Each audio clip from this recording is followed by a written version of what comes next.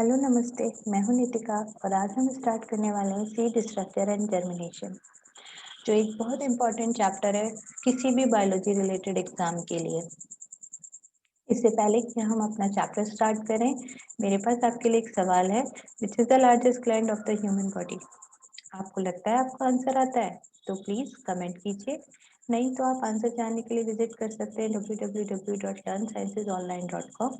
यहाँ पे आपको और भी बायोलॉजी रिलेटेड फैक्ट्स, क्विजेस और बहुत सारे ब्लॉग्स पढ़ने के लिए मिल जाएंगे।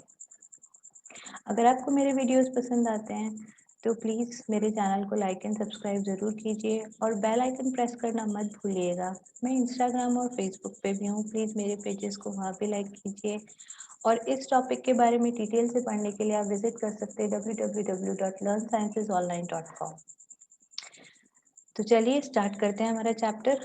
तो सबसे पहले some important terms. Fruit, fruit क्या होता है? सो ये स्ट्रक्चर है ओवरी का, which is the female part of a flower.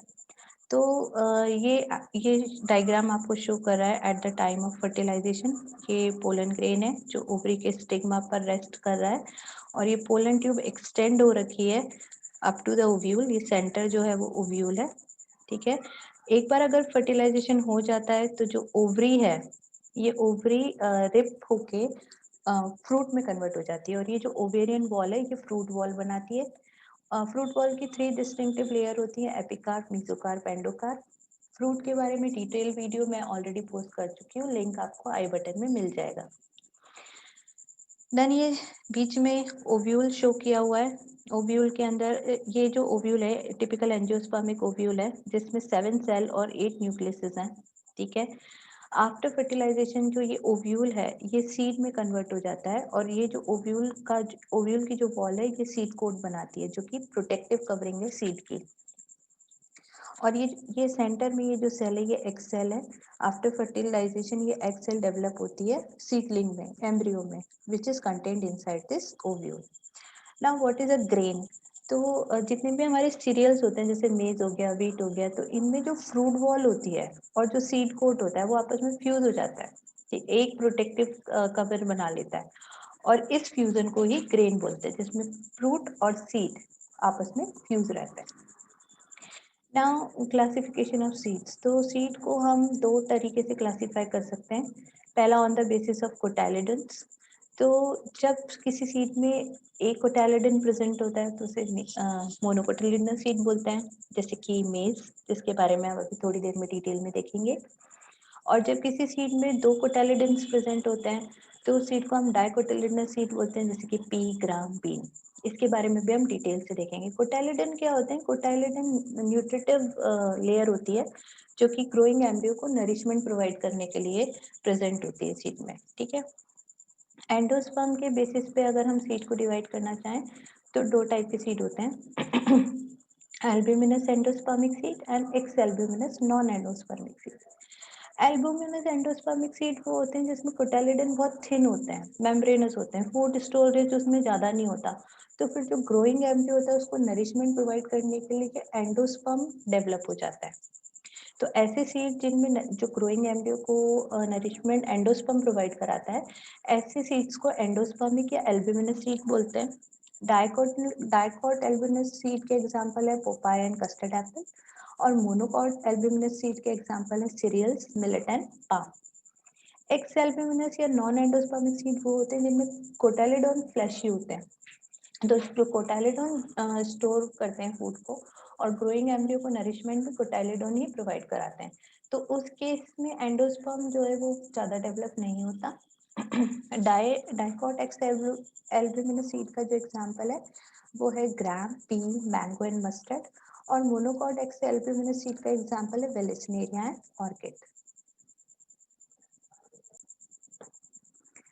Next the bean seed. So ये एक बीन सीड का स्ट्रक्चर है जो कि एक डाइकोटिलिडनस एक्स एल्ब्यूमिनस सीड है। इसमें कोटाइलिडन फ्लैशी होते हैं to provide the nourishment to the growing embryo. अगर हम इसके स्ट्रक्चर को ध्यान से देखें तो सबसे बाहर जो होती है सीड कवर, सीड कोट, ठीक है। सीड कोट दो पार्ट्स में डिवाइड होती है, टेस्टा एंड टैगमन। टेस्टा बाहर वाली हार्ड कवरिंग होती है और टैगमन इनर ये टैगमन जो है इनर थिन लेयर होती है। उसके बाद हाइलम, ये ब्लैक पार्ट है कॉनकेव सरफेस पे, स्कार, ब्लैक कलर का जो स्कार है, इसे हाइलम बोलते हैं। और ये वो पॉइंट ऑफ अटैचमेंट शो करता है जहाँ से ये जो ओव्यूल है ओवरी की वॉल से अटैच था, तो this is the point of attachment. Placenta placenta के थ्रू जो सीड है ओवरी की वॉल से अटैच रहता है, तो hilum is that point of attachment. इसी हाइलम के ऊपर एक छोटा सा छेद होता है, माइक्रोपाइल। ये माइक्रोपाइल फर्टिलाइजेशन से पहले पोलन ट्यूब की एंट्री का स्पेस प्रोवाइड कराता है, और आफ्टर फर्टिलाइजेशन ये जो सीड होता है वाटर एब्जॉर्ब करता है माइक्रोपाइल के थ्रू, और जो रेस्पिरेटरी गैसेस होती हैं उनका डिफ्यूजन भी माइक्रोपाइल के थ्रू ही होता है। क्योंकि ग्रोइंग एम्ब्रियो है तो एक्टिवली रेस्पायर कर रहा होता है, तो जो रेस्पिरेटरी गैसेस होती हैं ऑक्सीजन और कार्बन डाइऑक्साइड, उनका जो डिफ्यूजन होता है वो भी माइक्रोपाइल के थ्रू ही होता है। एम्ब्रियो देखें तो ये सेंटर में ये एम्ब्रियो है, इसके दो पार्ट्स होते हैं, upper plumule and lower radicle. Radicle से फ्यूचर में रूट सिस्टम डेवलप होता है, और प्लूम्यूल से in future shoot system develop होता है। और ये दो येलो कलर के बिग पार्ट्स जो दिखाई दे रहे हैं, these are the cotyledon, so these are present to provide the nourishment to the growing embryo. ये एक डाइकोटिलिडनस सीड है, और अगर आप यहाँ ध्यान से देखें तो यहाँ आपको ये एम्ब्रियो दिखाई देगा, ये डेवलपिंग एम्ब्रियो है, ठीक है। ये दो कोटाइलिडन्स हैं। मैंगो सीड के बारे में मैंगो सीड का जो मैंने ये खुद से डाइसेक्ट करके बनाया है सीड का, तो इसका डिटेल वीडियो भी आपको मिल जाएगा, मैं लिंक डिस्क्रिप्शन बॉक्स में डाल दूंगी। नाउ ये मेज ग्रेन, तो जैसा कि मैंने बताया ग्रेन क्या होता है, ग्रेन में फ्रूट वॉल और सीड कोट जो है फ्यूज रहता है, यानी fruit plus seed equals to grain, ठीक है। तो ये मेज ग्रेन का एग्जांपल है। मेज ग्रेन का अगर हम ऊपर से देखें लेबलिंग, तो सबसे बाहर ये फ्यूज्ड पेरिकार्प एंड टेस्टा है। इसके अंदर एल्यूरोन लेयर होती है, ये एक प्रोटीनियस लेयर होती है जो कि प्रोवाइड करती है nourishment to the growing embryo. क्योंकि ये मेज ग्रेन जो है वो एक एल्ब्यूमिनस सीड है, एंडोस्पर्मिक सीड है। इसका जो कोटिलिडन होता है वो बहुत थिन होता है, मेम्ब्रेनस होता है, तो जो ग्रोइंग एम्ब्रियो को नरिशमेंट प्रोवाइड होता है करवाते हैं वो एंडोस्पर्म प्रोवाइड कराते हैं। तो एंडोस्पर्म की जो आउटर लेयर होती है वो एल्यूरोन लेयर कहलाती है, because it is rich in protein, ठीक है। सेंटर में स्टार्ची लेयर होती है इनर, तो ये रिच स्टार्ची लेयर है। एंडोस्पर्म और स्क्यूटिलम सिंगल कोटाइलिडोन जो मेज ग्रेन का होता है उसे स्क्यूटिलन बोलते हैं। तो एंडोस्पर्म और स्क्यूटिलम के बीच में ये डिफरेंशिएटिंग लेयर है जिसे एपिथेलियम बोलते हैं।